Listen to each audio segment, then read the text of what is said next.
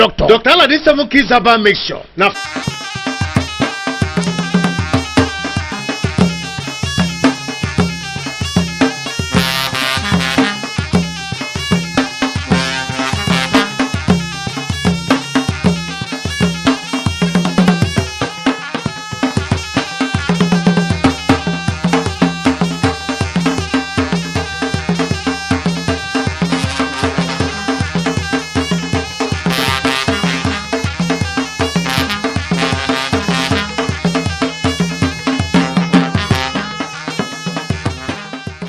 Hello and thank you for joining us again on our weekly news review. As always, we highlight to you the major activities that happened during the week.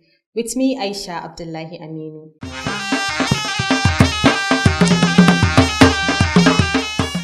During the week under review, we brought to you that the Sokoto state government has presented the allocation letter of the Free Unified Tertiary Matriculation Examination, UTME, known as JAM, and direct entry forms provided to 23 local government areas of the state.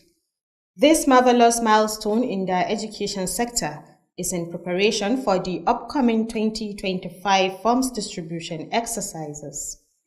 Abdulrashid Wadata Buhari reported that the event was held at the ICT Center, Shehu Shagari College of Education, Sokoto. His report. This gesture of the government is just giving back to the people, part of what is considered as a dividends of democracy. The Commissioner for Higher Education, Professor Isa Muhammad Maishanu, said providing the UTME and DE forms to the less privileged in the state by Governor Ahmed Ali Sokoto is a kind gesture of his humanitarian aid, showcasing his educational transformation vision. The professor also called on the social directors of the 23 local government areas to acquaint the learners with technical skills to achieve the desired results. And that is on that note, the government has approved the buying of JAM forms and pins for this less privileged so that they will use that opportunity and join the bandwagon of those that are studying in the higher institution. This is a very, very kind gesture from the government, and I think it is worth commending, and we are supposed, all of us, to use this gesture in the best interest of our people. In his remark, the Permanent Secretary of the Ministry, Alhaji Bello Sodangi, appealed to all the stakeholders to ensure adequate distribution of the forms that will ease the registration processes. He also said the forms were provided for the less privileged candidates in the states. As you are all aware, the Executive Governor of Sokoto State has recently approved the purchase and distribution of UTME DE forms for the indigenous of Sokoto State. And as a tradition, this gesture has been in place since the administration of Aliu Magataka Dawamoko. Earlier, welcoming the guest, the outgoing director of academic planning of the ministry, Zayanu Bello Sifawa, said the event is being held annually to learn from the past experience and make adjustments with new strategies and measures to succeed. The meeting was also incorporated into a dialogue session, discussed challenges and the way forward. The JAM Zonal Officer Sokoto Office, Mala Ibrahim Maazu Hassan, unveiled the updated features of the 2025 examination, which include the profile code, NIN number, email address and registered SIM card among others. Later, the Commissioner presented the official allocation letters to the 23 local government social directors of the states. Abdulrashid Wadata Buhari, Alu TV News. We also brought to you that multilingualism has been described as an essential rule that helps people in different aspects of their lives to make a better society. Professor Muhammad Dahiru Argungu made the assertion at the first 2018-2024 student graduation ceremony of Jama'a Center for Advanced Learning, affiliated with Usman Danfodio University Consultancy Services Sokoto. Nafisa Kabir Muhammad has the rest of the story. Jama'a Muslim Foundation was initiated with the zeal to encourage those against Western education by merging both Western and Islamic education in their schools and also to help youth for a successful generation. During the event, Professor Dahiru Muhammad Argungu, a retired university don who dedicated his time to contributing to the education sector after his retirement, said that Jama'ah Muslim Foundation was initiated in 1990, founded Asma'u Girls Islamic College in 1992, and also came up with Khalil Fodi Islamic Academy in 2001. I was prepared not to continue with the teaching with the higher institutions because I have been part of this movement called Jama'atul Muslimin Foundation since 1990 when it was established.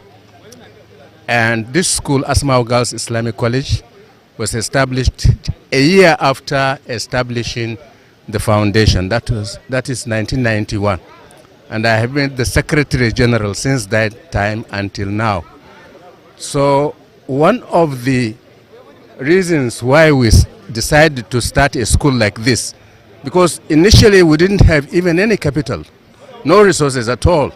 But we discovered there was so many schools in Sokoto in the name of Islamia schools that are underutilized in terms of the hours those buildings were being used.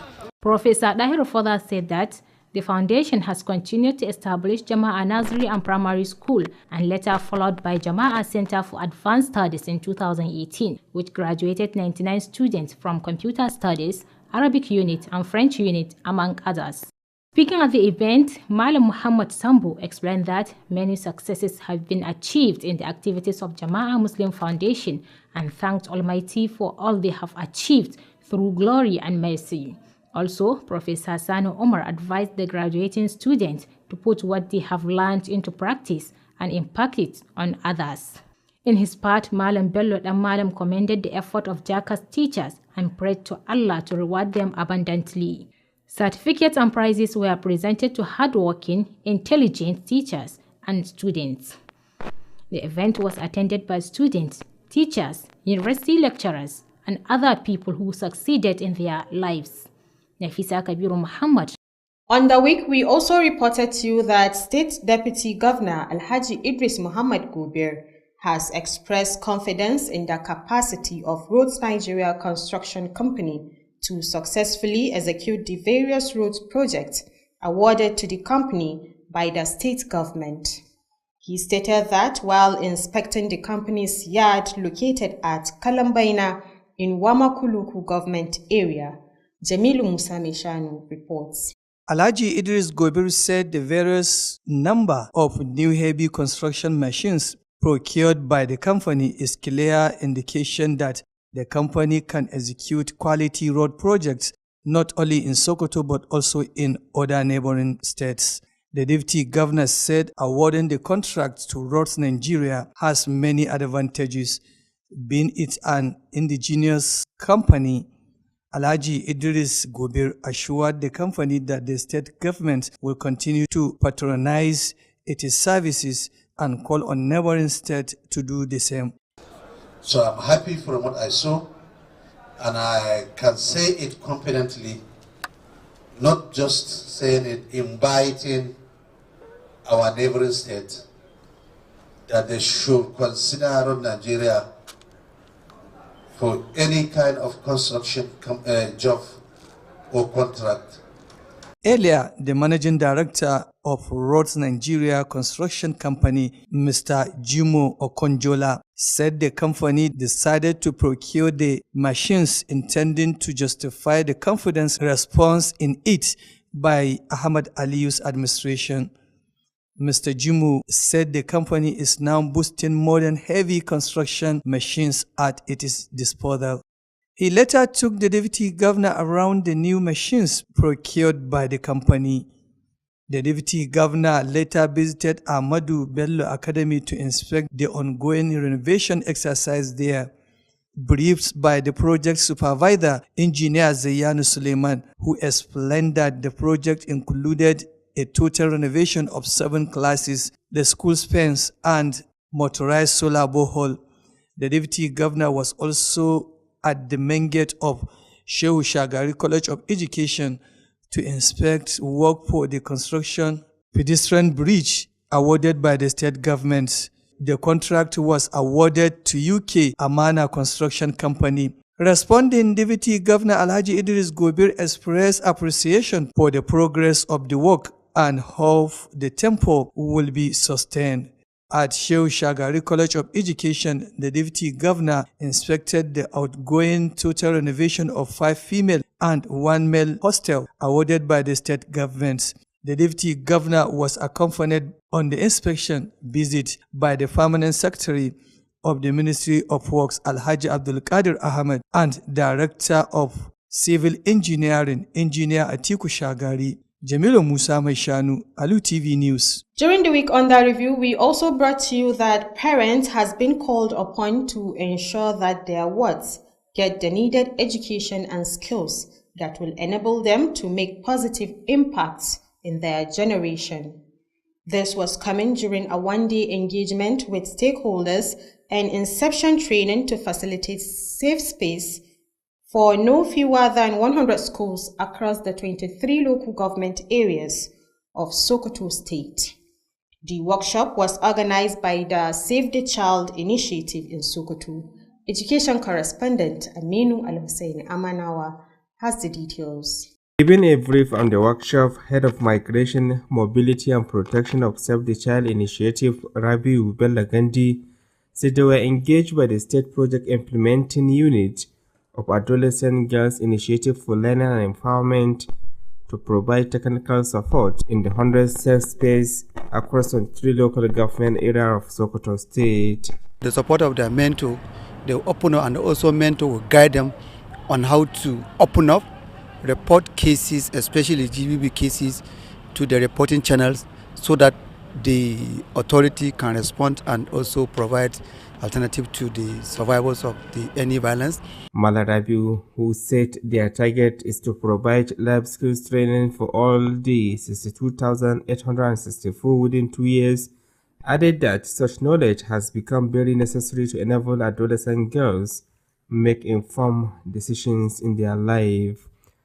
According to the Life Skills Component Lead of Agile, Mairo Rabiu Sharif, the program will target girls within the adolescent age with focus on building their confidence, self-esteem, and awareness. Environment, an enabling environment whereby those girls are of the same age, the environment is created for them, very comfortable environment. District Head of Gagi, Alaji San Omar Chabi, assured their total support and cooperation towards the success of the project in the state. Change the narrative of higher maternal and infant mortality state by changing narration to ensure we have sufficient female education so that we can have adequate gynecologists. The Executive Secretary of the Female Education Board in the state, Professor Mustafa Namaka, said creating safe space for adolescent girls is crucial in breaking the cycle of low self-esteem and enhancing their literacy. Under a guidance of a tutor, they will discuss issues relating to their health issues, self-protection, gender-based violence control, and others.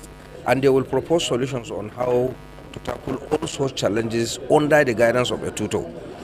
The workshop had in attendance of representatives of secondary school principals, private schools, coalition of NGOs, as well as traditional and religious leaders. Aminu Al-Hussein Amanawa, refuting for Alu TV News. On the week, we also brought to you that local government workers in Sokoto State has expressed immense joy, describing it as an indescribable happiness brought to them by Governor Ahmed Aliyu. This joy follows the governor's directive to implement the new minimum wage for all workers in Sokoto State, including local government employers. Our correspondent Ibrahim Ahmed Aiken Allah spoke with some of the workers and brought us more details. Today, across Sokoto State, the main topic of discussion is the governor's generosity in approving the payment of the new minimum wage to local government workers. Given the foregoing, Alu TV News visited various locations to sample the opinions of the local government employees about their new salaries. During interviews with some of the workers in Sokoto South local government area, They expressed overwhelming happiness over this gesture by the governor. One of the messengers among the workers revealed that his new salary is now 4 times what he used to earn. Many of the employees offered prayers and well wishes for the governor of Sokoto State in appreciation of his kindness.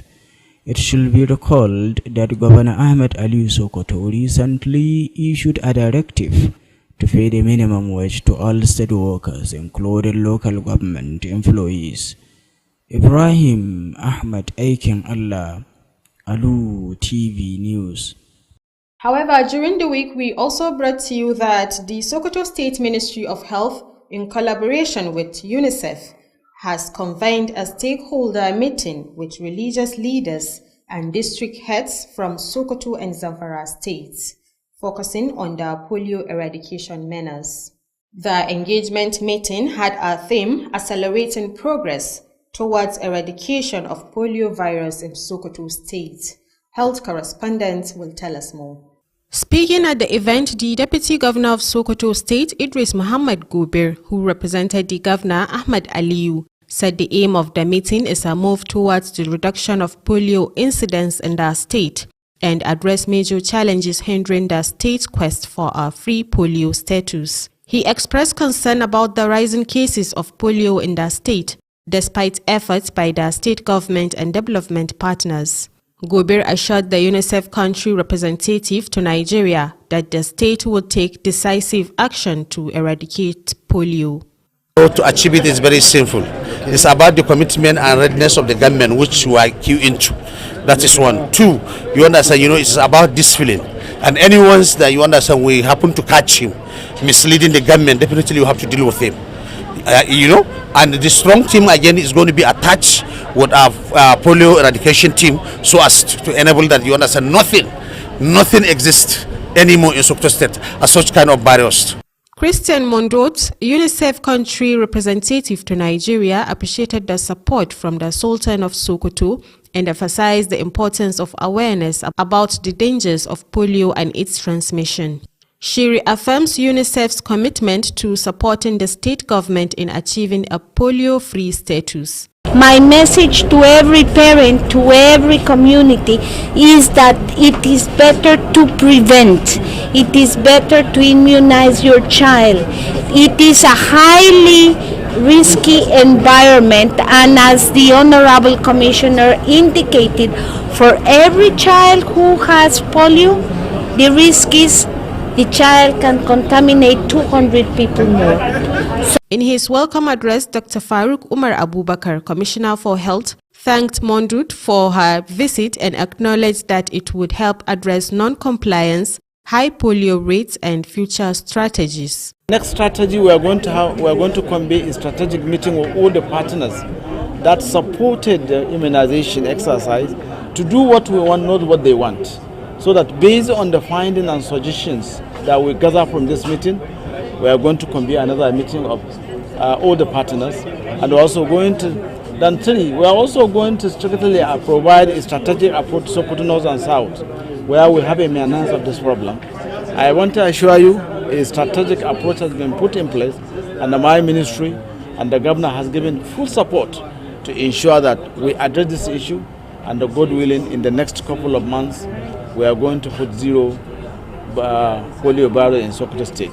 Goodwill messages were shared by Kabiru Dauda, chairman of the State House of Assembly Committee on Health, Ibrahim Dadi Adari, Commissioner for Local Government and Chieftaincy Affairs, and Abba Shehu Tambwal, chairman of Algon, Sokoto State.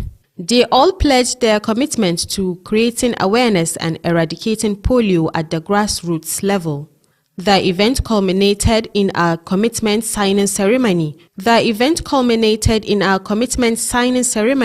Where the Deputy Governor, Commissioner for Health, representative of the Sultan, and others reaffirmed their dedication to advancing polio eradication in the state. The event was attended by permanent secretaries, local government chairmen, district heads from Sokoto and Zamfara State, ulamas, representatives from development partners, and healthcare service from the State Ministry of Health. Still on the week, we also brought to you that the Sokoto State House of Assembly has unanimously adopted the National Assembly Scheme of Service. The decision came after the House Committee on Ethics and Privileges presented its report on the matter as detailed in HA Report 1/2025. Our legislative correspondent, Jamilu Musa Meshanu, has the rest of the story. Honorable Kabiru Ibrahim Kore, chairman of the committee, presented the report to the House. The committee is tasked with scrutinizing the National Assembly Scheme of Service and making recommendation within 1 month to complete its work. Honorable Ibrahim, also the Deputy Speaker, explained that the adoption of the scheme will address key challenges currently faced by the Sokoto State House of Assembly service. The committee employed various strategies to ensure a thorough review and successful completion of its assignments. In order to taking care of the House Service Commission State for the benefit of the staff of the State Assembly, as a Chief Executive Officer, level 13, level 16, up to 17. Do you know, in a state level, we don't have 17, level 17, only level 16. That's why we dropped the scheme of service for National Assembly as level 17 to take 16 in Sokoto State. To the internal requirements of legislative officer in the Assembly is level 09. But before that, here in Sokoto we use 10. But the National Assembly is 9. Now we reduce one level come to 9. That's the challenge. During discussions on the report, Honorable Abubakar Shehu, Yabon constituency, Honorable Mustapha Abdullahi Sokoto South 1, and Honorable Buhari Halliru Sokoto North 1 all voiced their support for the adoption. They emphasized the positive impact the scheme will have on the morale of House of Assembly workers. So by adopting it, it will allow the management of the House of Assembly and that House of Assembly Service Commission to provide all the necessary staff for the smooth running of the both admin and the legislative activities of the State House of Assembly. Speaker of the House, Honorable Tukur Balabo Inga, announced the unanimous agreement and approval of the National Assembly scheme of the service for the Sokoto State House of Assembly. Jamilu Musa Meshanu, Alu TV News. On the week under review, we also brought to you that a 2-day workshop for prospective couples has been organized by the Sunnah Marriage Committee in the state. The workshop is being held at Aliyu Gagari Hall, Sokoto North Local Government Secretariat, Sokoto. Ibrahim Ahmad Aikin Allah has the rest of the report. Chairman Mala Aliyu Bello Kofardini stated that 500 couples are set to get married under their initiative. He added that a committee has been established to conduct thorough investigations on all the couples and verify their health status, including genotype and other related health issues. He further emphasized that the committee will provide both free and post-marital guidance and counseling to the couples to ensure a sustainable married life. The Vice Chairman of Sokoto South Local Government Area, Honorable Faruk Garba, and his Sokoto North counterpart, Honorable Kabir Muhammad Ajia, in their separate remarks, assured the committee that their councils will provide all necessary support to ensure the success of the program. Representatives of the Nigerian Security and Civil Defense Corps, Alhaji Shehu Muhammad, and Sokoto State Hisba Habiba Muhammad advised the intending couples to avoid involving third parties in their marital issues and to practice patience and understanding with each other. The mass wedding for 500 couples in Sokoto State is expected to take place upon approval and sponsorship by the Governor of Sokoto State. Ibrahim Ahmad Aikin Allah, Alu TV News. Well, thank you, Ibrahim. And with this report of Ibrahim, we've come to the end of this week's weekly news review. Hope you enjoy it. Be with us next week for another fresh episode of our weekly news review. On behalf of the news producer and the entire production team, I am Aisha Abdullahi Aminu saying thank you for joining us. And do not forget to stay tuned for the Hausa version coming up shortly. Good night.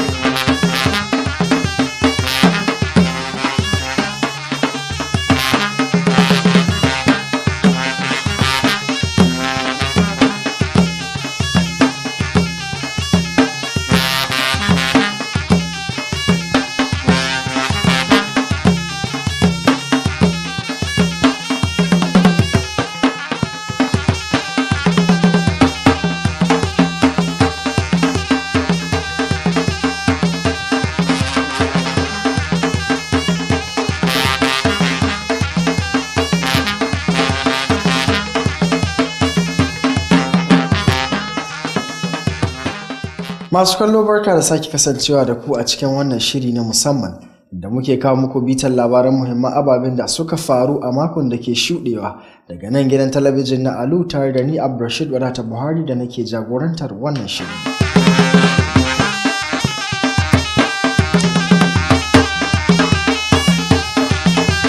To a wannan makon ma kamar kullum zamu yayi kallabin wannan shirin da labarin da ke cewa gwamnatin jihar Sokoto ta gabatar da daftarin takardun jarabawar nan ta share fage ta neman shiga jami'o'i wato JAMB a turance zuwa ga daukacin kananan hukumomi 23 na jihar da kuma jarabawar nan da ake iya shiga aji biyu da ita kai tsaye wato direct entry.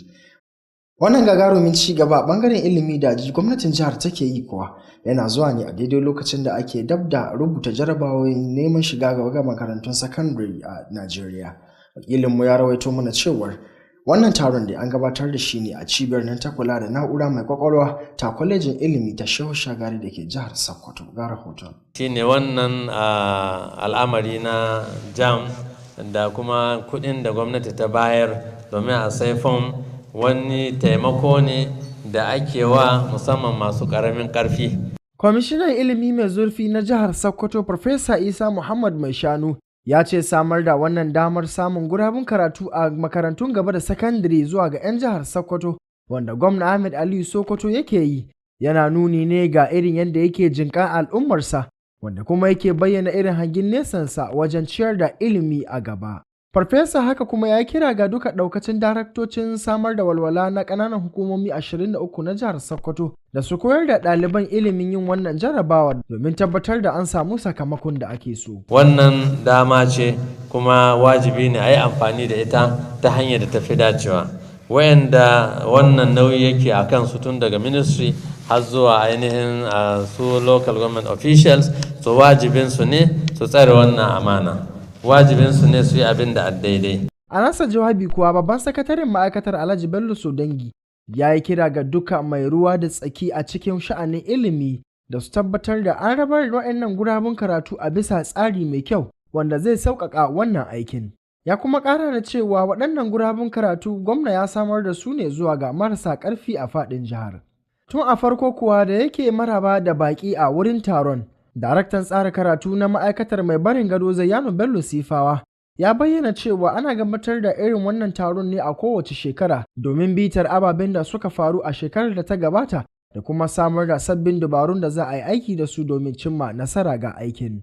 Taron kuma ya bayar da damar tattauna matsaloli da kuma samar da hanyoyin da za a magance su.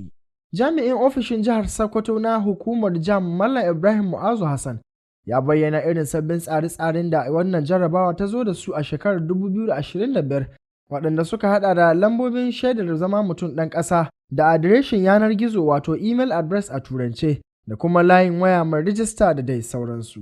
Daga bisani kuma kwamishinan ya gabatar da takardun baiwa kowace ƙaramar hukuma adadin abin da aka bata na waɗannan gurabun karatu a faɗin jihar Sokoto. So a makon da ke karewa dai mun labartar muku cewar an yi amannar cewa amfani da yaruka domin musaya yana matukar amfani da kuma taimakawa al'umma musamman wajen inganta rayuwarsu. Farfesa Muhammad Dahiru Argungu shine wannan a lokacin da ake gabatar da bikin yaye ɗalibai karo na farko na shekarar 2018 har zuwa 2024 wanda cibiyar nan ta haɓaka ilimin ta Jama'a Center for Advanced Learning wacce take haɗin gwiwa da Jami'ar Usmanu Danfodiyo a jihar Sokoto suka gabatar. Wakiliyarmu Nafisa Kabiru Muhammad tana ɗauke da ƙarashin wannan rahoton. An dai kafa gidauniyar Jama'a Muslim ce da zimmar karfafawa waɗanda ke ƙin jinin ilimin boko ta hanyar gwama ilimin boko da na addinin Islama a makarantun nan su domin kuma taimakawa matasa domin samar da al'umma mai cikakkiyar nasara.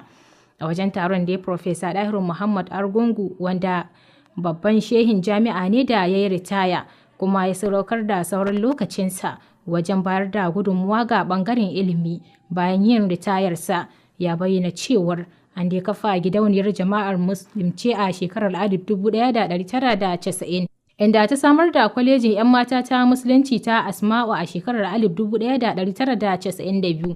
Haka ma ta samar da kwalejin 'yan maza ta Islamiyya ta Khalil Fodiyo a shekarar 2001. Profesa Dahiru ya ci gaba da bayyana cewar gidauniyar ba a nan ta tsaya ba ta ci gaba inda ta samar da makarantar naziri da firamare inda kuma ta biyo baya da samar da cibiyar bunƙasawa da ci gaban darsa da ilmuka a shekarar 2018 inda ta samu nasarar yaye ɗalibai 99 da suka nazarci kwasa-kwasai a ɓangaren na'ura mai kwakwalwa da cibiyar nazarin harshen larabci da kuma ta harshen faransanci da sauransu. Wannan tafiya tamu da muke cewa Jama'atul Muslim Foundation kuma an kirkiro ta 1990 aka ta haifar da makaranta Asma'u da wasu makarantu a 1991 kuma dalilin da ya sa shine akwai da yawa uwaye waɗanda yake suna ɗari-ɗari su kai 'ya'yansu makarantu na secondary school saboda suna ganin na gwamnati suna ganin kamar lalaci ne kawai. Da muka yi bincike sai muka ga cewa wasunsu gaskiya suna kallon irin mutanen da kenan suna ba da ilimi. Wasu za ka ga yaren ne kuma ba ilimin bai ishe su ba da sauransu. To sai muka ce to bari mu zo mu jefa kanmu a cikin wannan al'amari. Don haka sai muka zo muka kafa makaranta tare da bamu da komai a lokacin amma muka samu wuri aro a 1991 kenan lokacin da aka kawo wannan makaranta. Sannu a hankali Allah da iko ne ya taimake mu har muka samu wannan wuri kuma duk waɗanda suke cikin wannan tafiyar su suka fara koyar da ɗalibai su wajen 16 a lokacin wanda yanzu daga cikinsu akwai ɗaya shi shugabanmu Malam Haudu Bello dan Malam dokta ce na Arabic kuma tana cikin ɗalibai 16 da aka fara da su a wancan wurin inda aka yi zama na wucin gadi har Allah ya kawo mu nan inda muke yanzu kuma yanzu labari ya tafi tunda akwai likitoci akwai malamai akwai nas da ire-iren ku masu aiki a gidajen rediyo da sauransu.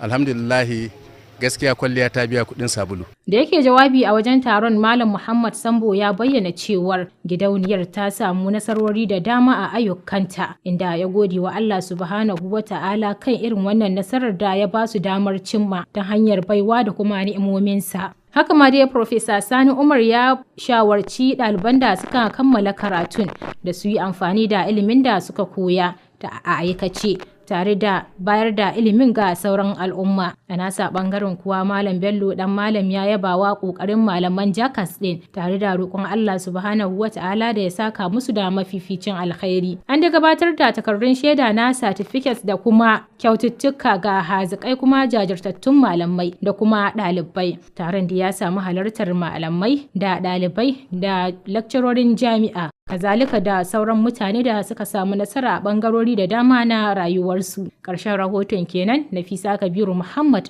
To duka a makon da ke shuɗewa dai mun labarta muku cewar mataimakin gwamnan jihar Sokoto Injiniya Idris Muhammad Gobir ya bayyana amanna da kuma gamsuwarsa bisa ga yadda kamfanin nan mai shimfiɗa tituna a Najeriya musamman jihar Sokoto wato Roads Nigeria a turance da ke gabatar da ayyukan shimfiɗa tituna da gwamnatin jihar Sokoto ta bashi a faɗin jihar.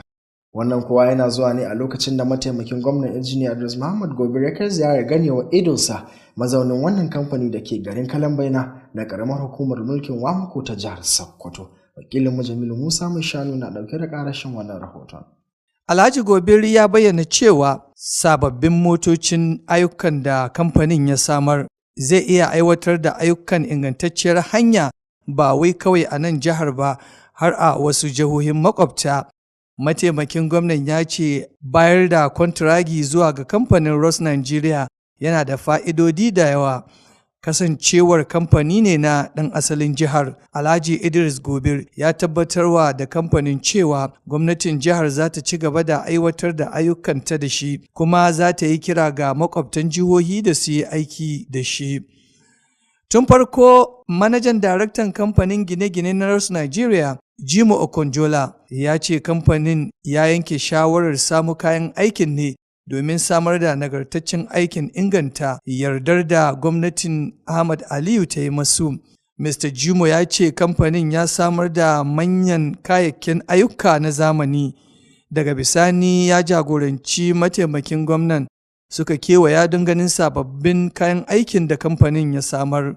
Mataimakin gwamnan daga baya ya ziyarci cibiyar karatun Ahmadu Bello domin ganin yadda aikin gyaran makarantar yake gudana. Mai kula da aikin injiniya Zayyanu Suleiman, wanda ya yi bayanin cewa aikin ya haɗa da gyaran azuzuwa 7 da haɗi da ginin zagayen makarantar da kuma bohol mai amfani da hasken rana. Da yake jawabi, mataimakin gwamnan ya yaba da irin aikin da ke gudana tare da kira da a ci gaba da ingantaccen aiki. Daga nan mataimakin gwamnan ya kai ziyara a babbar kofar kwalejin ilimi ta Shehu Shagari domin bincika aikin ginin gadar sama da gwamnatin jihar ta bayar. An ba da kwangilar ne a kamfanin UK Amana. Da yake jawabi, mataimakin gwamna Alhaji Idris ya nuna godiyarsa ga ci gaban aikin kuma yana fatan za a ci nasara ga wannan aikin. A kwalejin ilimi ta Shehu Shagari, mataimakin gwamnan ya kai ziyarar ganin aikin inganta tare da faɗaɗa wurin kwanan ɗalibai mata 5 da na maza 1. Mataimakin gwamnan na tare da rakiyar sakataren ma'aikatar ayyuka Alhaji Abdulkadir Ahmad da kuma daraktan ayyuka Injiniya Atiku Shagari. Ƙarshen rahoton kenan. Jamilu Musa mai shanu, labaran Alu TV. So da nan ma dai mun labarto muku cewar an yi kira ga iyayen yara da su tabbatar da cewa 'ya'yansu sun samu ilimin da ya kamata musamman tun a matakin farko, wanda shi zai ba su damar ganin sun kai ga nasara da kuma cimma wasu buruka a rayuwa. Wannan kuwa yana zuwa ne a wani taron wankin kwakwalwa na rana ɗaya wanda aka shirya haɗi da masu ruwa da tsaki a ɓangaren domin tabbatar da cewa an samar da tsaro muhimmi a makarantu sama da 100 na ƙananan hukumomi 23 da ke jihar Sokoto. Wannan taron da ƙungiyar nan mai kula da haƙƙin ƙananan yara wato Save the Child a turance ne suka shirya shi. Wakilin ma ɓangaren ilimi Aminu Hussein Amanawa yana ɗauke da ƙarashin wannan rahoton. Da yake ƙara haske dangane da maƙasudin shirya taron horaswa, jami'i a ƙungiyar ta Save the Child Rabiu Bello Gandi ya bayyana cewa taron na da manufa ne na haɗa gwiwa domin ɗabbaƙar da shirin nan a kimanin makarantu ne 100 da ke lokacin na ƙananan hukumomi 23 da ke nan Sokoto, inda za a samar da fage da ɗalibai za su rika bayyana abubuwan da ke damuwarsu. Kuma da dandali wanda a zuwa a tattauna tsakanin yaran da kuma su masu ba su shawarwari a wannan zaman. A cewar jami'ar kula da shirin na Safe Space Meru Rabiu Sharif, shirin na da manufa ne na ganin ya tattauna haɗi da samar da mafita ga ɗalibai musamman ma 'ya'ya mata domin ƙarfafa musu haɗi da wayar da kansu dangane da yadda za su kula da kansu da ma kula da rayuwarsu.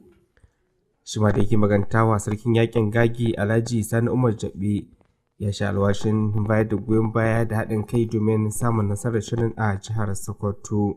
Mu za mu taimaka mu gwamnati mu sa idanu duk wata makaranta da ta yi da bazin wannan kuɗi ga wani abin da ba wannan ba ko ta yi aikin da bai da inganci kamar yadda kuɗi nan da an ka basuwa za mu haɗi gwamnati jiya. A nasa ɓangaren sakataren zartaswar hukumar kula da ilimin 'ya'ya mata na jihar Sokoto Farfesa Mustapha na Makka ya bayyana cewa samar da wannan cibiyoyin zai taimaka wa 'yan mata musamman na cike gibin da ke akwai na ganin sun kasance masu ilimi da ma fahimtar rayuwa ita kanta.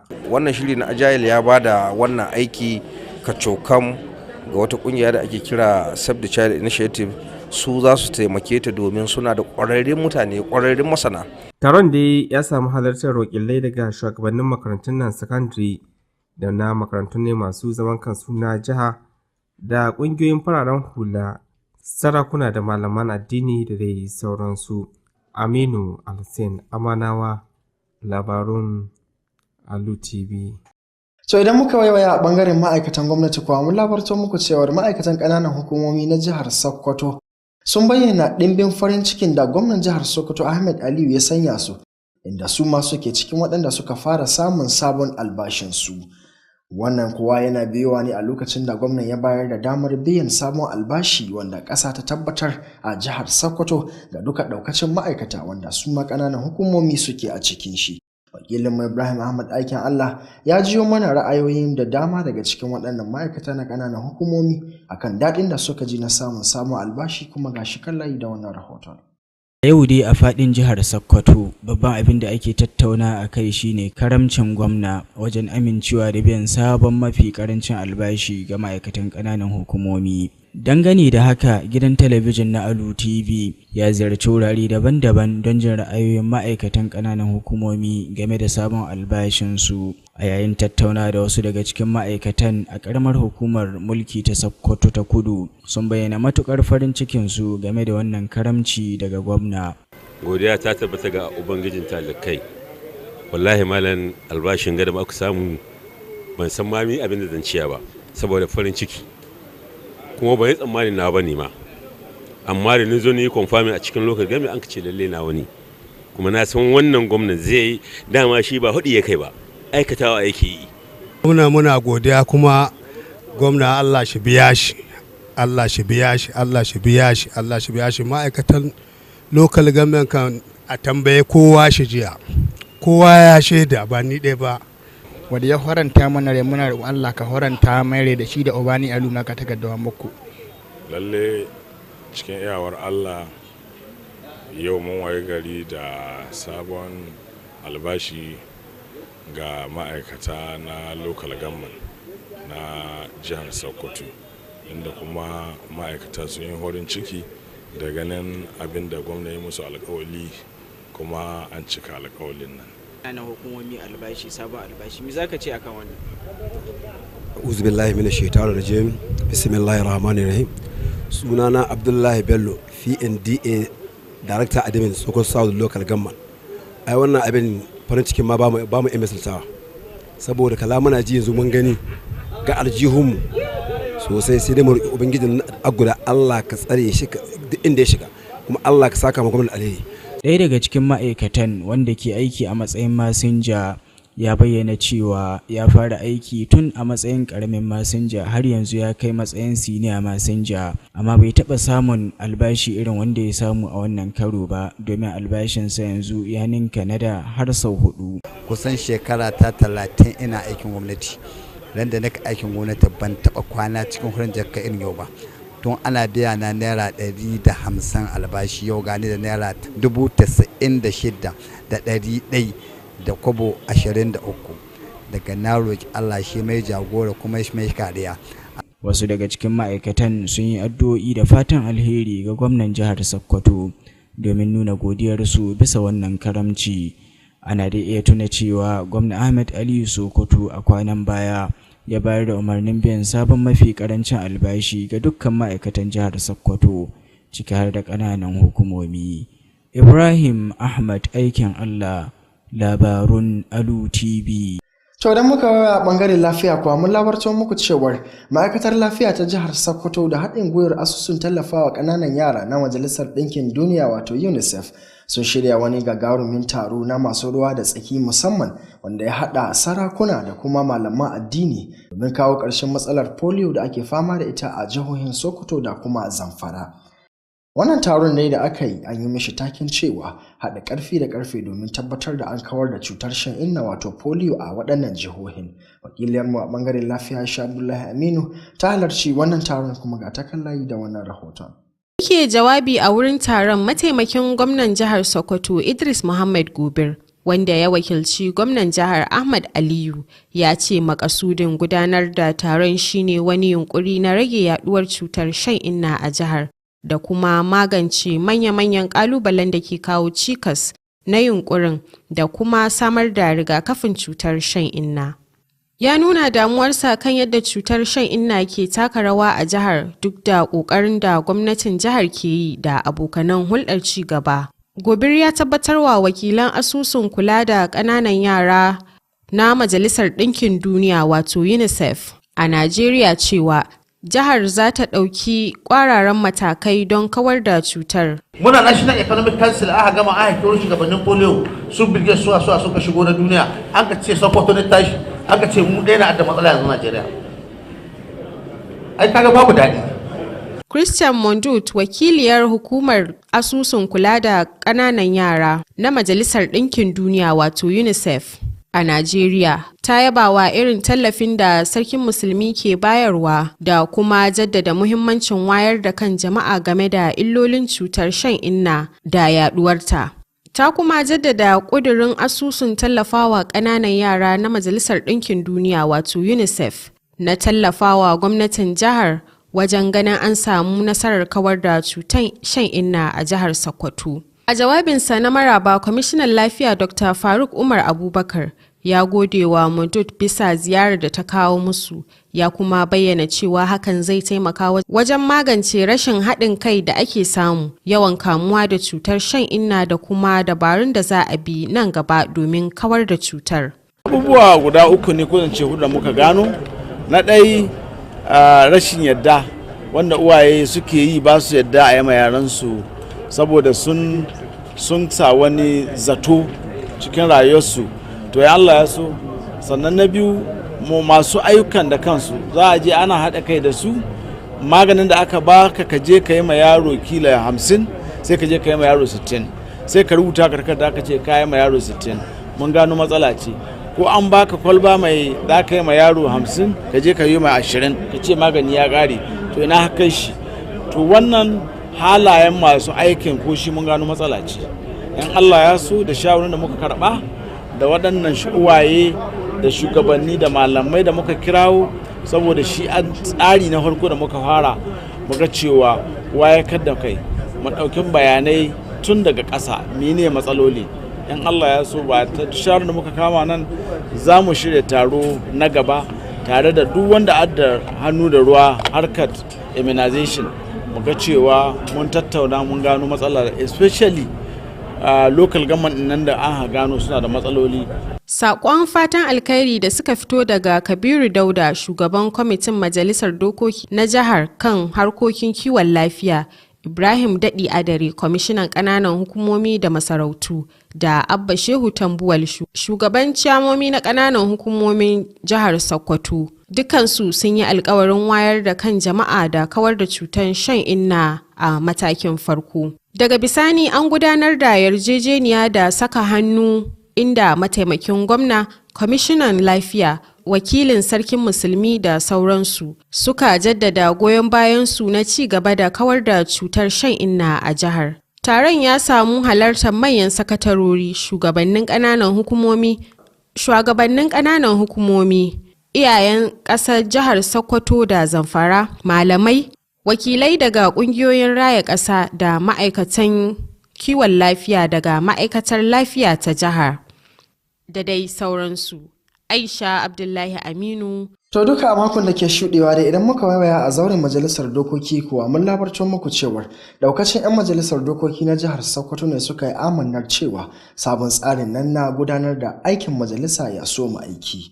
Wannan kowa yana biyowa ne a lokacin da kwamitin kula da tsarin ayyuka na majalisar ya gabatar da rahoton da yake dauke da ha'a wanda yake a watan 1 na shekarar 2025. Wakilinmu a zauren majalisar dokoki Jamilu Musa Mai Shanu yana dauke da karashin wannan rahoton. Honorable Kabiru Kware, shugaban kwamitin, ya gabatar da rahoton a gaban majalisa. Kwamitin na cikin aikin da aka bashi ya bi diddigin tsarin gudanar da aikin majalisar tarayya da kuma yin shawarwari a cikin wata ɗaya don kammala aikinsa. Honorable Ibrahim, mataimakin kakakin majalisa, ya yi bayanin cewa wannan tsarin aikin zai magance matsalar da ma'aikatan majalisar ke fuskanta. Kwamitin ya ɗauki dabaru daban-daban don tabbatar da cikakken bita da kuma samun nasarar aiwatar da aikin nasa. In ka diba matakin tarayya ana tafiya from level 01 up to 17. But matakin jiha kuma last grade level 16. In ka diba across the country babu jihar da adda ma'aikacin da ke matakin 17. Sai dai ya kai matakin 6 da step har zuwa 15 yana ake haka. Yayin tattaunawa a rahoton, Honorable Abubakar Shehu mai wakiltar Yabo da kuma Honorable Mustapha Abdullahi mai wakiltar Sokoto ta Kudu ta ɗaya da Honorable Buhari Halliru mai wakiltar Sokoto ta Arewa ta ɗaya sun nuna goyon bayansu ga tattaunawar. Sun nanata kyakkyawan tasirin da tsarin zai yi a kan ma'aikatan majalisar. To amma yanzu ana so a haɗa su da hukumar kula da ma'aikatan majalisa ta ƙasa ya kasance abubuwan sun daidaita don an samu abubuwa daban-daban. To shi ta hannu ce ina taya su munna kuma ina fatat idan wannan abu ya tabbata za su ci gaba da tsara aikinsu kamar yadda ya kamata domin duk karamci a yanzu shi. Kakakin majalisa Honorable Tukur Balabo Dinga ya sanar da amincewar bai ɗaya a kan tsarin aikin majalisar tarayya zuwa ga majalisar dokokin jihar Sokoto. Ƙarshen rahoton kenan. Jamilu Musa Mai Shanu, labaran Alu TV. So duka dai a makon da ke karewa mun labartar muku cewar kwamitin nan na haɗa auren sunna na jihar Sokoto ya shirya wani taron wankin kwakwalwa na kwana 2 zuwa ga ma'auratan da ake so a auratar a 'yan kwanakin nan a jihar Sokoto. Wannan taron dai an gabatar da shi ne a babban ɗakin taro na Aliyu Gagare wanda yake sakatariyar ƙaramar hukumar mulkin Sokoto ta Kudu a jihar Sokoto. Wakilinmu Ibrahim Ahmad aikin Allah yana ɗauke da ƙarashin wannan rahoton. Shugaban shirin Malam Aliyu Bello Kofar Ribi ya bayyana cewa an shirya aurar da ma'aurata har mutum 500 a ƙarƙashin wannan tsari. Ya ƙara da cewa an kafa kwamiti da zai gudanar da cikakken bincike kan ma'auratan tare da tabbatar da lafiyarsu, ciki har da gwajin jini don gano nau'in ƙwayoyin halittunsu da sauran abubuwan da suka shafi lafiya. Ya jaddada cewa wannan kwamiti zai ba da shawarwari da jagoranci ga ma'auratan kafin aure da bayan aure domin tabbatar da zaman lafiya mai ɗorewa. Ɗa namiji duk wanda ya daɗe gida bai taho ma da ciki, amma ɗiya mace fa, ɗiya mace wadda kan san mangoro take, idan mangoro yan ne na baka cire shi ba, jemage zai zaka yi tsage mashi kuma ya faɗo ya lalace. To haka ɗiya mace take, da zaran tabbalaga baka miƙa ma wani ita ba, to yanzu wani abu na faruwa gare ka. Allah shiga ka ba. Allah ya kiyaye. Amin. Mataimakin shugaban karamar hukumar Sokoto South Honorable Faruku Garba da takwaransa na karamar hukumar Sokoto ta Arewa Honorable Kabir Muhammad Ajiya a jawabansu daban-daban sun tabbatar da kwamitin cewa hukumominsu za su bayar da duk goyon bayan da ake bukata domin nasarar shirin. Wakilin hukumar tsaro ta Civil Defense Aliyu Shehu Muhammad da hukumar Hisba ta jihar Sokoto Habiba Muhammad sun shawarci ma'auratan da ke shirin yin aure da kada su bari wani na waje ya shigo cikin lamuran aurensu domin haka yana iya watsar da sha'anin auren. Da ake son mace ta kasance tare da su, wanda in ta shi samu wayannan siffofi, insha Allah ta huta, mijin ma ya huta da shi da ita da miji gaba daya muna musu fatan su samu gidan aljanna idan ta kasance mai wannan siffofi insha Allah. Ana sa ran gudanar da auren mutane 500 a jihar Sokoto idan gwamnan jihar Sokoto ya aminta. Ibrahim Ahmad aikin Allah, labarun Alu TV. So duka iya abin da muka samu damar kawo muku kenan.